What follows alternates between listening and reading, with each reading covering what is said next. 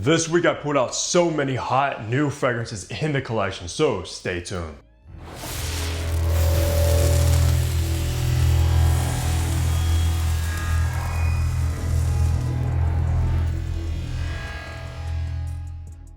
What's good, guys? Hunter here and welcome back to Fragrance Hunter. I hope you're all doing well and had a great week. Like I said in the intro, guys, I put out so many new fragrances in the collection. I think every single fragrance I wore this week was brand new that I've never worn before. So I love testing new fragrances, wearing new fragrances and things of that nature. The weather's still been so-so. It's still been kind of warm outside, which I'm hoping it starts cooling down sometime soon because it's been back and forth, but I'm so excited for those cool, crisp, fall days. If you aren't familiar with this series that I do on a weekly basis, I basically just run down what fragrance I wore on each day, how many sprays, if it got any attention, and of course the weather outside. So how about we get right into Monday? And before we do, drop your rotation down below. Monday was in the low 70s and sunny outside, and I put out Jacques Fass Rosso Epicurio, which I think that's how you pronounce it. Now guys, this is a niche brand that I've known about for quite some time now, and these were actually on a discount at FragranceNet for around 18 to 25 bucks, and I got the 100 ml for like $22, which these retail for like 160 at the department store, but I believe these ones were discontinued and FragranceNet had a bunch of them, so I picked up 3 because you really can't go wrong with that price. They even have in the collection to have a discontinued fragrance, plus the high quality of this bottle is incredible, guys. Very heavy magnetic cap, as you just heard. A Rosso Epicurio is this very fruity, sweet, rosy, vanilla sort of fragrance. I think you get like dark plum, black currant, and some orange that dries down into this very sweet kind of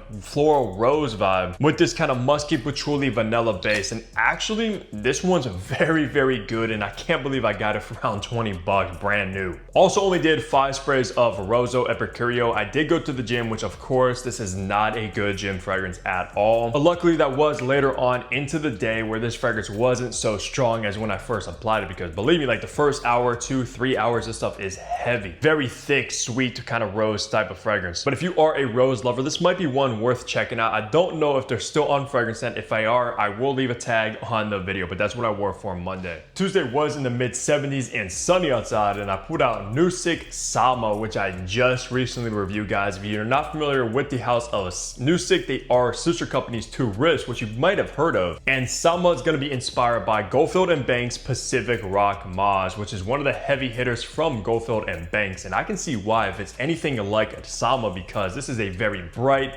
citrusy, vibrant lemon bergamot type of fragrance that does dry down into this very dewy, mossy vibe, which I think works perfect. And this will be incredible for a nice sunny summer day. I put it out on a Tuesday because I just got it in. I wanted to test it, review it, etc. Plus it was a little bit warmer on that day and sunny, so I thought it was fitting. And I think you can get this for around like 25, 30, 35 bucks at max, which is insane for the type of fragrance you're getting. So if you like Pacific Rock Moss, you want something more and affordable, you had to check out this. Or if you never tried it, this might be a good option. On that day, I also did 5 sprays of Sama. The performance was so-so. Of course, you kind of expect that, especially coming from a bright scent profile like this. Like literally one of the brightest citrus fragrances in my collection. I'm not even joking. It's so incredible how strong and bright this is. Just very clean, bright, and vibrant, which was perfect for Tuesday. So that's what I rocked. Wednesday was also in the mid 70s and sunny outside, and I put out Fragrance World Champion Sugar, which, look at this bottle, guys, a boxing glove. They pretty much came out with a collection of boxing gloves, 3 of them from Fragrance World, and this one right here, Sugar, is definitely my favorite one, which gets the least talk for some reason over the Money one and the Goat one, which I also do own both of those, but Sugar is my favorite. It kind of has a sugar vibe about it,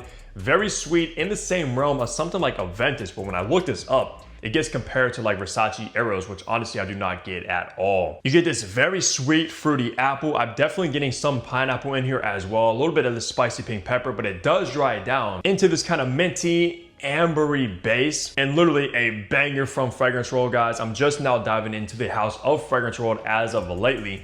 Despite the tacky bottle, you either love it or you hate it, especially if you're a boxing fan. This might look kind of cool. But how about that boxing fight last night? I cannot believe Canelo actually lost by decision. I almost put money on him, but I'm actually more of a UFC fan, but still was a great fight. Now on that day, I did do 10 sprays of Sugar, also hit the gym, which this one is kind of a good gym type of fragrance, no doubt about it, just because it's in that Aventus-is style genre, which just works for pretty much everything. So yeah, basically just a sweeter take on the Aventus DNA, and you get Champion Sugar. Absolutely worth checking out, guys. I'm not even joking. This one is a banger. Thursday was also in the mid 70s and sunny again, and I pulled out Fragrance Rolled Cafe and Cream. And guys, listen to me right now. This has got to be one of the best kind of coffee, creamy fragrances, especially for the price. This one actually blew my mind. It smells like walking into a coffee shop. You get that coffee shop experience, a little bit boozy from this nutty amaretto note and the opening with this kind of roasted coffee bean that dries down into this sugary vanilla ice cream cone type of vibe. And I absolutely love this one. It's going to be a must have for the fall time, especially for the price. I mean, this one right here most likely will make my cheapie fall list of 2025, no doubt about it. I'm blown away. So if you want a boozy,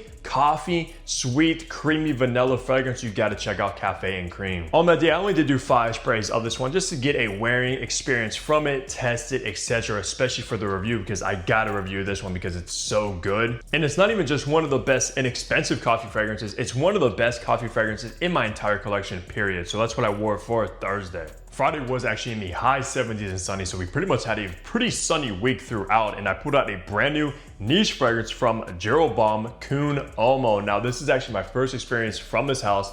I mean, I've been wanting to check them out for quite some time because they seem to have some great fragrances in their collection. Kun Omo is the newest one, and if you love fruity, pear, sweet fragrances, this has to be on your radar. By far one of the best pear openings I've ever tried, guys. It's so mouthwatering and juicy that dries down into this very sweet, almost dessert-like synthetic molecule called ethyl maltol. Huge dose of it mixed together with an ambroxan base. So extremely fruity, very, very sweet with this kind of ambery, musky dry down. And I promise you, you've never smelled a sweet pear in this way. On the day, I also only did 5 sprays of Kun Omo. I only got the 30 ml, and this isn't a straight to parfum, so you already know it's gonna last a long time, which this one does, especially because of all the synthetic molecules in here. Really make this one perform all day long easily. So let me know down below if you guys have any experience from Jeroboam, and if you have any recommendations from them as well. I'm very curious to dive more into this house after trying the newest release. Saturday was in the mid 70s but cloudy outside, and I pulled out Fragrance Rolled Champion Goat. I got the Goat one as well, like I said earlier when I talked about sugar. Now, Goat